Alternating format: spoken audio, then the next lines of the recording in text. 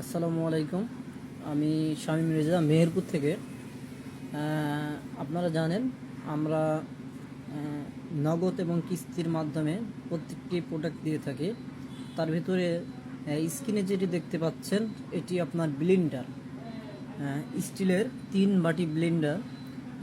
এটা আপনার 850 ওয়াটের। আপনার 1 বছরের সার্ভিসিং পাবেন এবং 3টা বাটি আপনার স্টিলের, ছবিতে যেমন দেখছেন সেম এলজি কোম্পানির।